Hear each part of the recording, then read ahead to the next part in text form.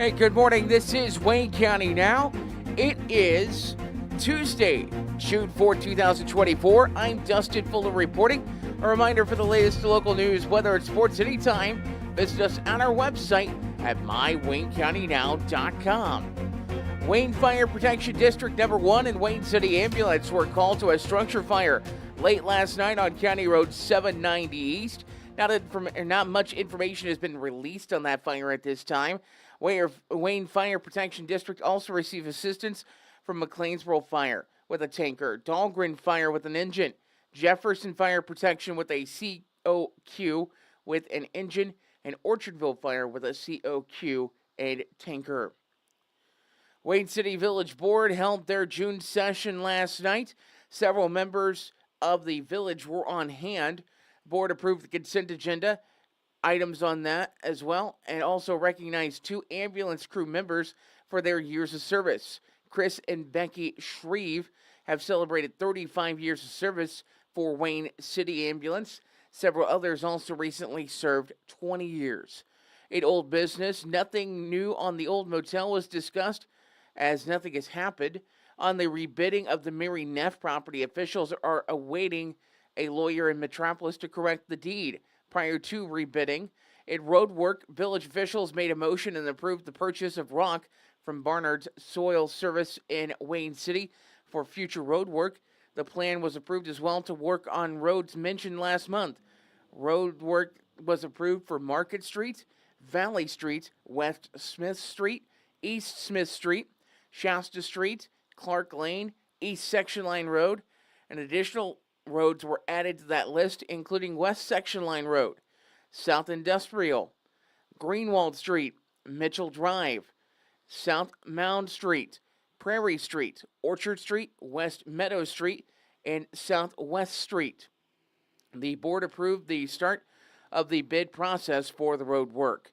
The village will rent a road grader for $9,670 for a month, plus the freight to get the grader to Wayne City. Milling will happen soon on several roads in the village. No news mentioned on building repairs at the meeting, and the village will keep the same insurance for their employees next year. Insurance has gone up $873.87 per month. That's an increase over $10,000 for the year. The village board looked into a cheaper plan, but it was determined that the previous plan was better for village employees. In new business, a donation request was made by the Wayne City Ruritan Club for $2,277 for their Bean Days Festival. Village ended up donating $1,708.50 towards Bean Days for the upcoming year.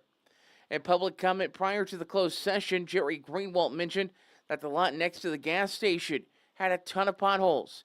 Greenwald mentioned that there was a need for work. It was mentioned that something needed to be done, and village officials say that they will be looking into putting some gravel down in that area. In employee reports, Chris Shreve mentioned that the water tower painting work is set to come up for Wayne City. The village was presented an idea to paint a new look on the tower, but no action was taken on that. Shreve also reported that a chlorine pump went out and to expect an $1,800 bill for a new pump. In trustee reports, Trustee Stephen Buxton mentioned that several yards with tall grass were around the area. Buxton also mentioned that a recent meeting with members of the Greater Wabash Regional Planning Commission in reference to a water main on East Section Line Road was discussed. The village would have to pay engineering fees, but the return on that, if a grant was approved, was $500,000 toward work on the replacement of that main. The engineering quote was for $27,000. Currently, the main is only 4 inches, and with the amount of people on that water line, it is inadequate, according to Chris Shreve, due to the limits of the water pressure. Trustee Tim Piper had a resident ask a question as to moving a culvert. Village officials say that if it's on their property, sure, but it has to be replaced up to standard. Following the closed session, the board voted to pass a resolution releasing executive session minutes dating back to October of 2013, running through November of 2023. Some minutes have redactions, but the minutes are completely public. The board also approved a resolution to destroy audio and video of executive sessions from October of 2013 to September of 2022. Following the actions, a motion to adjourn was given, but no second was made.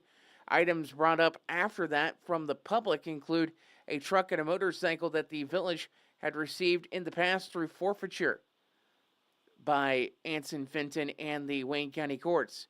The question also came up of Anson Fenton's residence, with Fenton mentioning that he was residing in Belle Rive at one point, or it was mentioned that Fenton was residing in Belle Rive.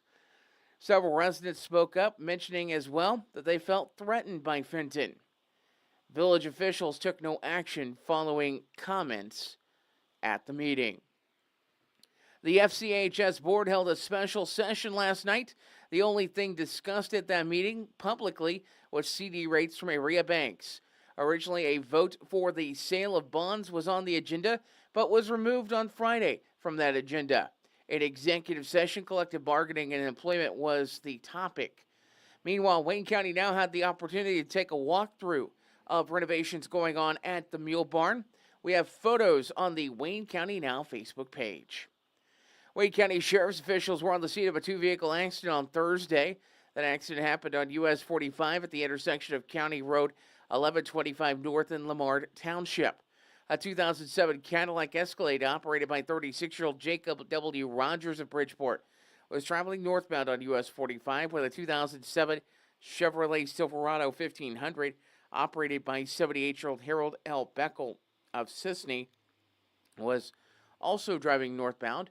Beckel, according to reports, failed to yield and ran into Rogers' Escalade. 3 passengers in Rogers' vehicle were not injured. Wayne County EMS was called and transported Beckel to Fairfield Memorial Hospital for treatment of injuries. Both vehicles were towed from the scene. Over $1,500 of damage was reported to both vehicles. Beckel was cited for failure to reduce speed to avoid an accident. Several arrests were made in Wayne County on Sunday. At 1:46 p.m., Fairfield City Police arrested Mark W. Lee of Fairfield on charges of disorderly conduct and criminal damage to property. Lee is being held without bond at the Wayne County Jail. At 7:40 p.m., Wayne County Sheriff's officials arrested Jacob D. Ashby of Sisney on warrants in Hamilton and Williamson counties. Warrants involved driving with a license, permit, or privilege suspended or revoked. Ashby is being held without bond at the Wayne County Jail. He will have to visit Hamilton and Williamson counties to face those warrants. At 8:21 p.m. Sunday, Wayne County Sheriff's officials arrested 69-year-old Thomas L. McSparren on a violation of an order of protection. He was booked at the Wayne County Jail where he's being held without bond. On Sunday at 11:06 p.m., Wayne County Sheriff's deputies arrested 39-year-old Casey L. Bunkley of Jefferson County, Missouri on a couple of Jefferson County, Missouri warrants for possession of up to 35 grams of marijuana or synthetic marijuana and a violation of financial responsibility ordinance. Buckley faces Wayne County charges of obstruction of justice, obstruction of identification, and criminal trespass to real property. She was booked at the Wayne County Jail where she is being held without bond pending transport to Jefferson County, Missouri to face the warrants after she faces her charges in Wayne County. A Fairfield woman was arrested by Wayne County Sheriff's officials late Sunday following a traffic stop. 50-year-old Nicola L. Molzer faces charges of residential burglary and criminal trespass to real property. Molzer was also cited by deputies for driving with a revoked license and operating an ATV on a highway. Molzer was booked into the Wayne County Jail. Reduced rate lab testing with Fairfield Memorial Hospital's laboratory department is set to take place next month. It'll take place between July 8th and July 27th. There will be 5 convenient locations to choose from for lab testing. It includes the laboratory at Fairfield Memorial Hospital, the lab draw station at Albion, that's operated by Fairfield Memorial Hospital, and Horizon Healthcare medical clinics in Fairfield, Carmi, and Sisney. To schedule an appointment for reduced rate labs, you can call 618-847-0400. We have information on what tests are available at which location with this story at mywaynecountynow.com. Clay County Health Department has been named a 2024 Hospice CAHPS Honors Recipient Award winner by Healthcare First, a leading provider of CAHPS and bereavement survey programs for home health and hospice agencies. This prestigious annual review recognizes agencies that continuously go above and beyond in providing quality care for patients and compassionate caregiver experiences. It also acknowledges the highest performing agencies by analyzing the performance of the hospice consumer assessment of healthcare providers and systems survey satisfaction for quality measures.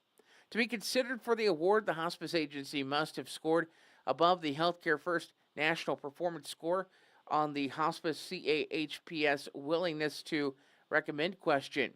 If that criteria is met, performance is evaluated utilizing a set of 23 additional quality indicators measured.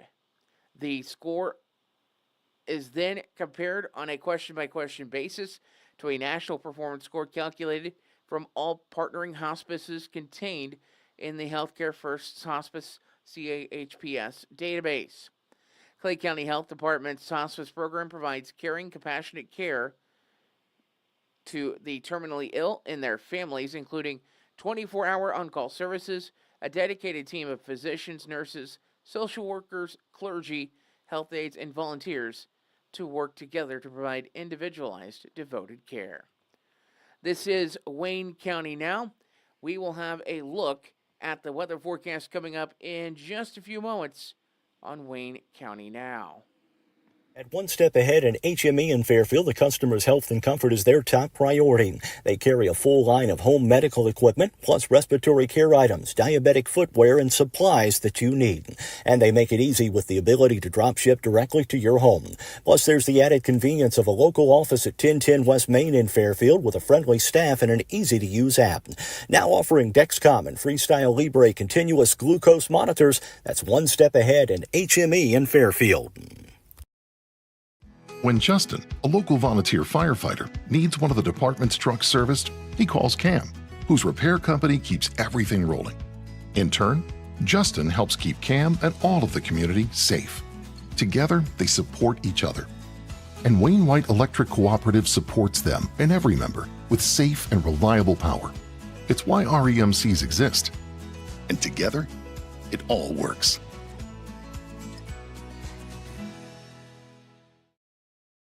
No time to run to the bank? No problem. People's National Bank makes banking easy and convenient with PNB To Go mobile banking. PNB To Go allows you to deposit checks, pay bills, transfer money between accounts, view your statements, turn your debit card off and on, and much more, all on your smartphone. It truly is banking at your fingertips with PNB To Go mobile banking. People's National Bank, member FDIC. And welcome back to Wayne County Now. It's currently 6:12 as we are live on Facebook and YouTube this morning. Let's take a look at the weather forecast for the Wayne County area. Did have a little bit of a pop-up shower come through here last night, but the good news is nothing major came from that shower, and there are chances of showers and thunderstorms that come through the area at least through Wednesday. We have those chances daily, and really looking at it, it is up to a marginal risk of severe weather those days. If anything does break, we will do our best to keep you aware of the situation.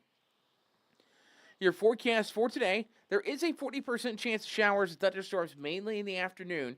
Partly sunny skies today, high of 83. Showers, thunderstorms tonight. Some of those could be strong with a low of 69. Showers, thunderstorms expected for your Wednesday, 60% chance of that. Partly sunny, high of 83. For Wednesday evening, mostly clear, the low 81. Sunshine Thursday, high of 84. Sunshine Friday, high of 80. And then for Saturday, Sunday, and Monday, we're looking at a slight chance of showers, thunderstorms. Very slight, otherwise mostly sunny skies, highs in the low to mid 80s all 3 days. Now to take a look at what's going on at the community calendar real quick on Wayne County Now. It is presented by our friends at Carnaby Square in downtown Fairfield. Southern Illinois' fashion leader. You can check them out on Facebook and Instagram, or you can also check them out through CarnabySquare.com. Taking a look at the Wayne County Senior Center activities this week. Pool tournament on the docket for today. That's set to begin at 8:30 this morning. Tomorrow at the Senior Center is the June birthday cake and ice cream. It's presented by F&B Community Bank.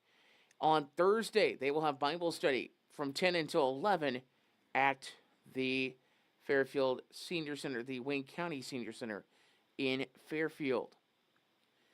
Taking a look at other activities, the Fairfield Public Library has the first Wednesday morning activity for the kiddos, starting Wednesday morning at 10, and providing that activity is Mr. Livesay from Fairfield Community High School. He's also the director of the city band here in Fairfield. It's music with Mr. Livesay tomorrow morning at 10 at the Fairfield Public Library. The kiddos will definitely have a great time with that. On Thursday, on the lawn of the Wayne County Courthouse will be the next Fairfield City Band concert that is set for 7 p.m. And if you missed it last Thursday, I actually had to be upstairs in the courtroom for the special board meeting. We had almost a front row seat to the band concert right outside the window of the courtroom. But it sounded interesting, and the band did a great job last week. I will definitely say that. If you have a community calendar you want to send along, news@mywaynecountynow.com is where you can email it. You can also submit a form through mywaynecountynow.com.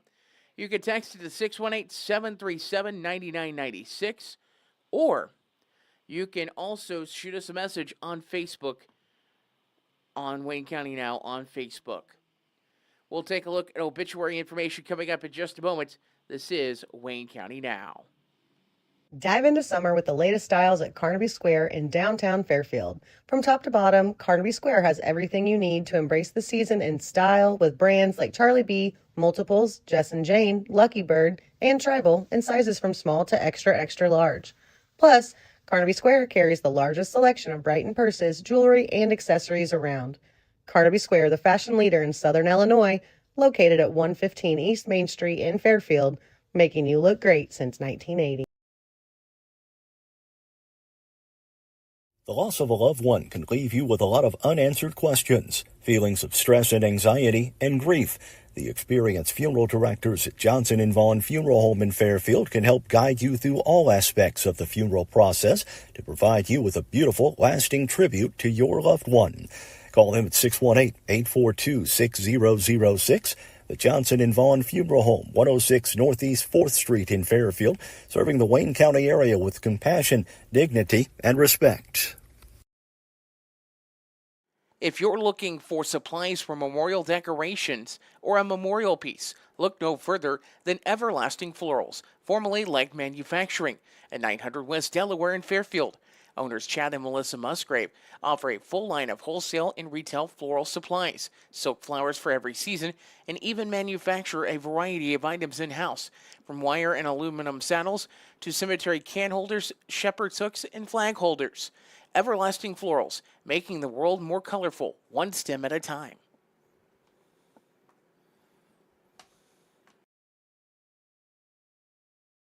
Local and area obituaries on Wayne County Now, presented by Johnson & Vaughn Funeral Home, 106 Northeast 4th Street in Fairfield, and presented by Everlasting Florals, 900 West Delaware Street in Fairfield.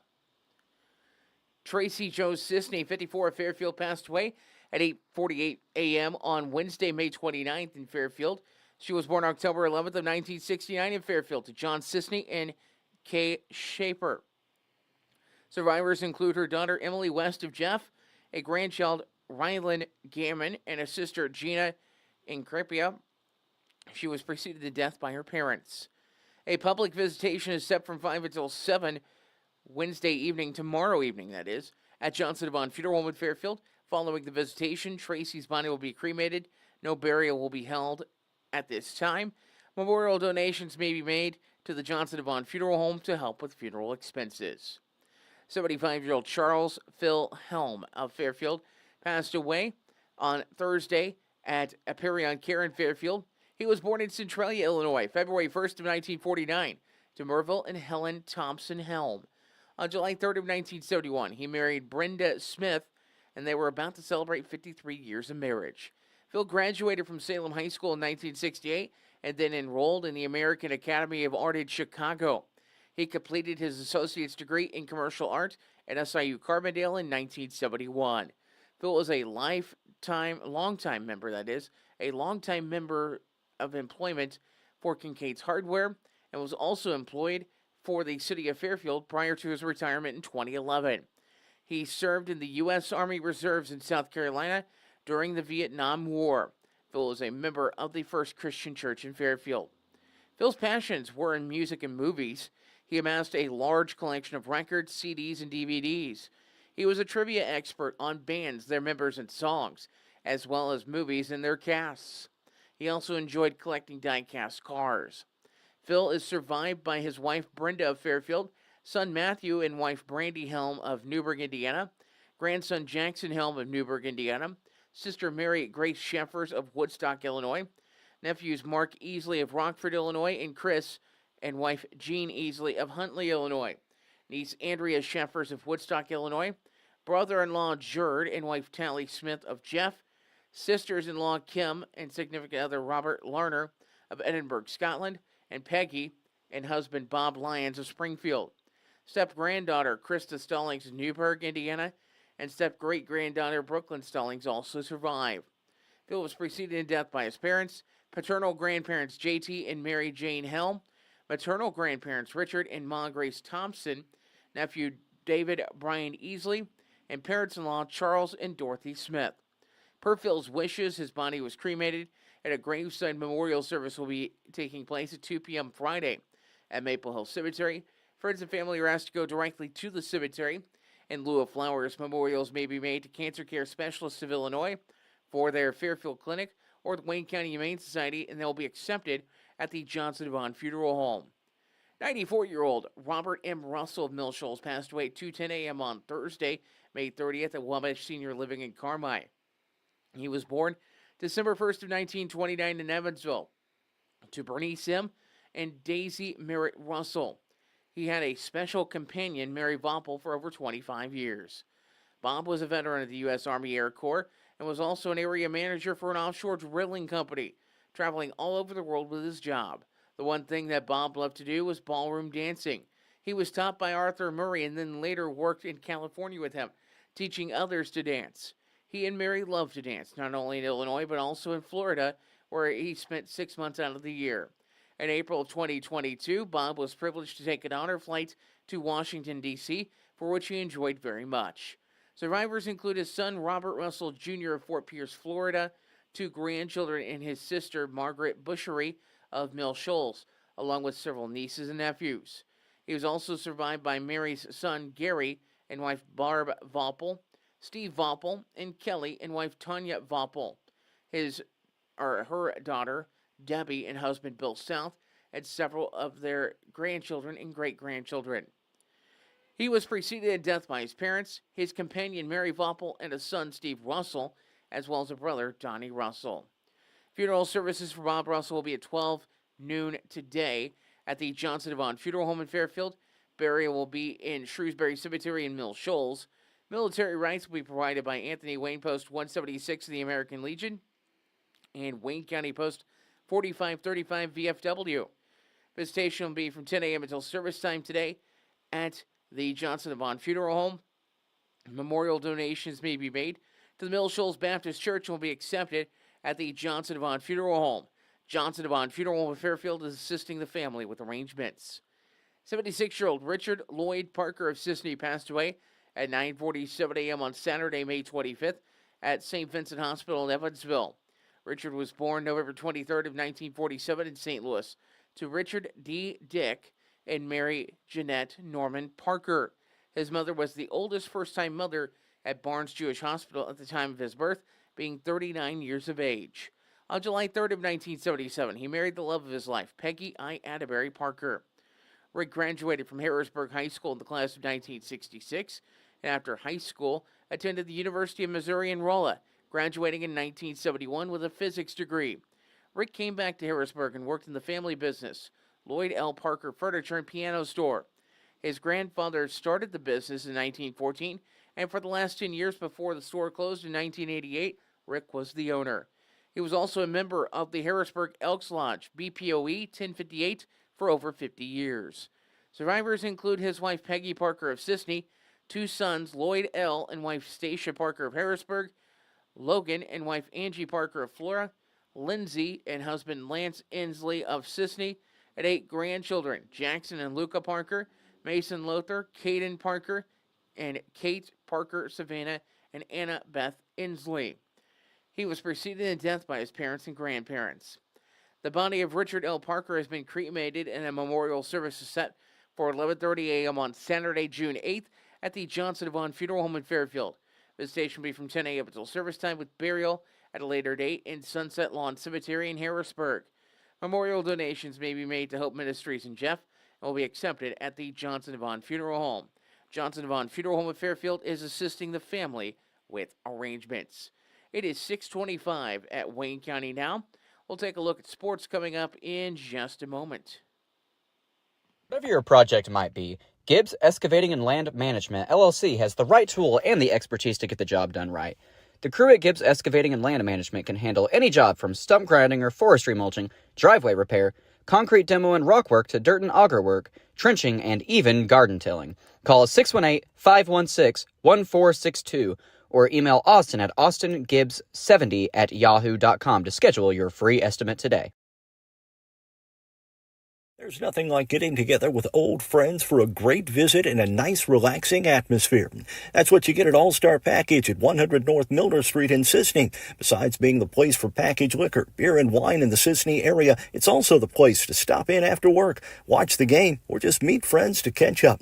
You can also try your hand at the slot machines in their video gaming room. Open 9 a.m. to 11 p.m. Monday through Saturday and noon to 5 on Sunday. That's All-Star Package in Sisney.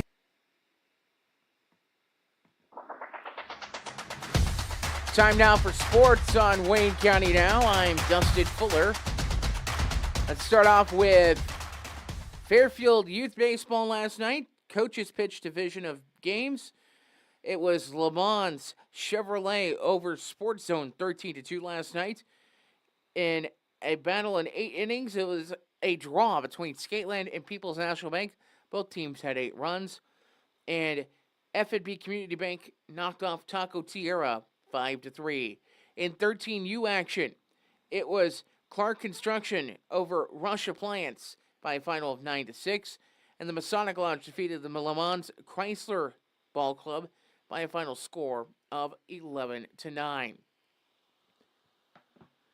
In other local sports action, 5 Fairfield Mules football players will be participating in the SICA All-Star Football Game. That's set to take place Friday evening down at Murfreesboro.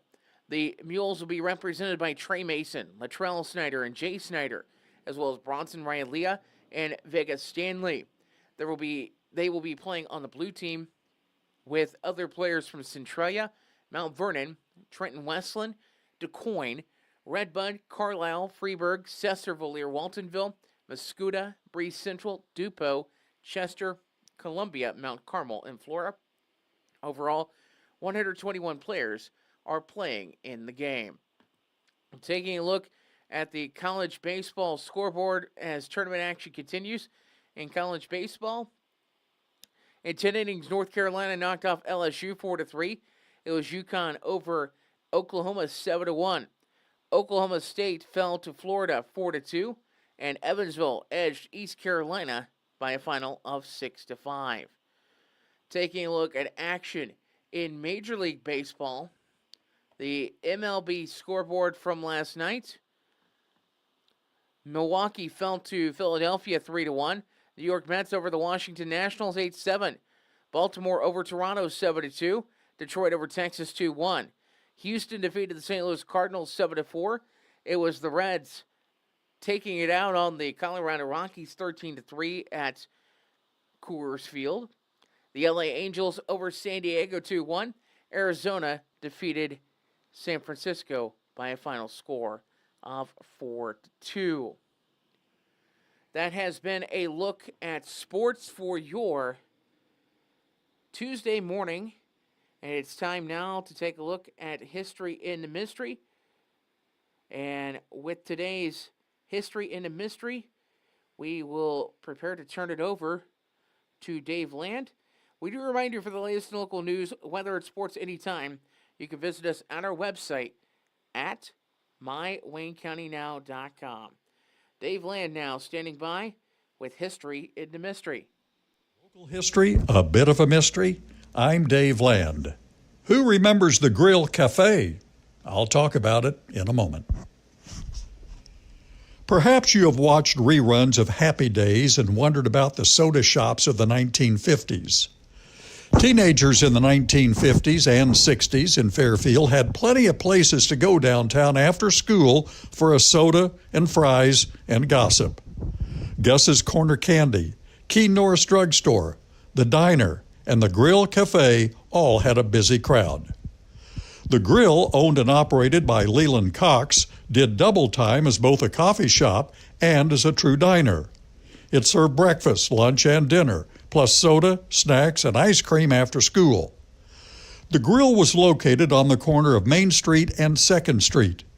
Stools ran along the counter on the east side of the building, and booths were on the west side of the long, thin downtown building. The Grill pulled in its share of downtown office workers, shoppers, and high school students. The Grill had a big jukebox, and Thrill of Thrills also had miniature tabletop jukeboxes with pages of selections that turned inside the glass cover. Imagine a few teens sitting in the booth, heads all bent toward the little jukebox song selections, or heads turning toward the front of the building at the sound of the little bell over the door. In the 1950s, a piece of pie cost 25 cents. A farmer dropping in for lunch could get ham, 2 sides, salad, roll, and a drink for $1. Once the lunch and after-school crowd cleared, you might find a couple older ladies seated in the back booth, sharing the day's gossip over a piece of pie and a cigarette. Groups of ladies sometimes gathered in the room in the basement for wedding showers and birthday parties. Seems every era has its unique mix of eating establishments, diner, restaurant, a gathering place. Thank you, Dave. I'll definitely look for a day to go visit the Soda Jerk. Cannot go wrong with that. Time now to take a look at area menus on Wayne County Now. And let's take a look, starting off with the menu today at the Wayne County Senior Center in Fairfield. Your lunch today is ham and beans, tomato salad, cornbread, and cake. Ham and beans, tomato salad, cornbread, and cake at the Wayne County Senior Center at Fairfield Memorial Hospital. Your daily specialty breakfast item today is tater tots for $1.50. Lunch is burnt ends or Polish sausage, mac and cheese, O'Brien potatoes, asparagus, or sauerkraut are your sides. Your soup of the day is chicken and dumpling soup. Your sandwich is deli beef and cheese. And your dessert is cherry cheesecake. Dinner at the hospital tonight is lasagna or garlic herb tilapia. Side options are baked potatoes, Italian vegetable blend, or Bosco stick. And dessert is sliced peaches. Over at the Kids in Motion Day Camp today, your lunch menu today looks like this. Breakfast is pancakes, applesauce, and juice with milk. Those are your breakfast options. For lunch, it is corn dog, broccoli and dip, fruit, and milk. If you have a menu, you can drop it to us, news@mywaynecountynow.com, and we'll work on getting that information out to you as well. For the latest local news, weather, and sports anytime, visit us at mywaynecountynow.com. You can also follow us, by the way, on Facebook, Instagram, Snapchat, YouTube, and TikTok. Search Wayne County Now. I'm Dustin Fuller on Wayne County Now. We'll have another news podcast at 6 this evening, and also we will drop some news briefs through our social media pages throughout the day.